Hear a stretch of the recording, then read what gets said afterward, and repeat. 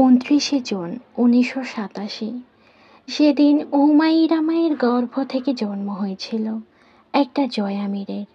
জন্ম হয়েছিল অন্তু স্বামী নামক আসামির। জন্ম হয়েছিল হামজার জান, কবিরের ভাই এবং কোয়েলের জয়ের।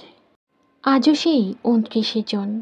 তবে আফসোস, এই দুনিয়ায় আজ একটা জয়া মীর নেই, যাকে দুনিয়া চেনে পাপিষ্ঠ পুরুষ হিসেবে। তবে এই নিষ্ঠুর দুনিয়াই তাকে বাধ্য করেছিল পাপিষ্ঠ হতে। যে পুরুষের গল্প শুরু হয়েছিল 1987 সালের 29 জুন, গল্পের অবসান 17 জুলাই 2015। সত্যি তার সঙ্গের সাথে কেউ হইল না, তবে তাকে যে একবার পড়েছে তারা জানে এই পুরুষকে ভোলা অসম্ভব।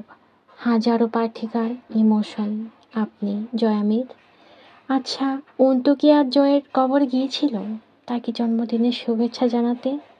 সবাই বলে জয়া মীর নাকি মারা গেছে, তবে তার পাঠিকারা বলে, প্রিয় জয়া মীর, আপনি শুধু একটা কাগজের পাতায় মারা গেছেন, কিন্তু আমাদের মনে আপনি বেঁচে ছিলেন, আছেন এবং সারা জীবন থাকবেন। বেঁচে থাকলে আজ যার 38 বছর পূর্ণ হতো। শুভ জন্মদিন জয়া মীর।